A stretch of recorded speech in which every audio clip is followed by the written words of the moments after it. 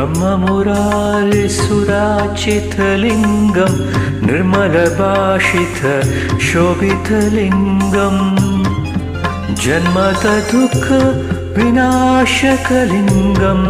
तत्प्रणमामि सदा शिवलिङ्गम् देवमुनिप्रवराचितलिङ्गं कामदहन करुणाकरलिङ्गं रावणदर्प विनाशकलिङ्गं तत्प्रणमामि सदा शिवलिङ्गम्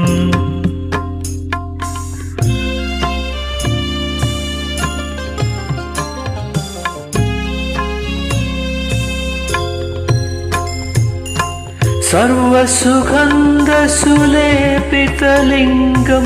बुद्धिविवर्धनकारणलिङ्गं सिद्धसुरासुरवन्दितलिङ्गं तत्प्रणमामि सदा शिवलिङ्गम् कनकमहामणिभूषितलिङ्गं फणिपतिवेष्टित शोभितलिङ्गम् दक्षसुयज्ञ विनाशनलिङ्गं तर्पणमामि सदा शिवलिङ्गम्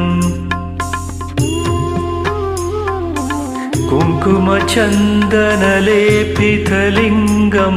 पङ्कजहार सुशोभितलिङ्गम् सञ्चितपाप विनाशनलिङ्गं तत्प्रणमामि सदा शिवलिङ्गम्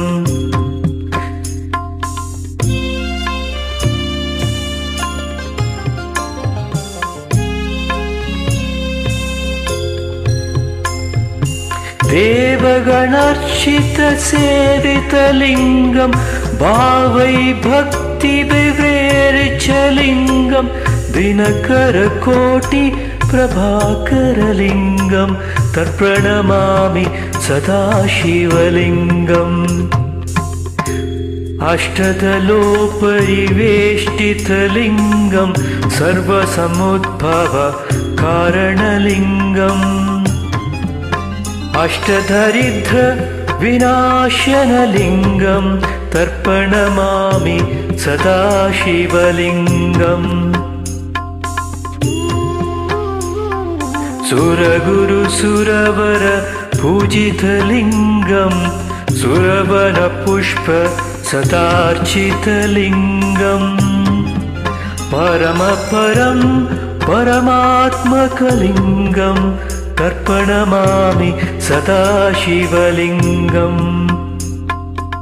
लिङ्गाष्टकविधं पुण्यं य पठेत् शिवसन्निधौ शिवलोकमहाप्नोति शिवेन सह मोदते।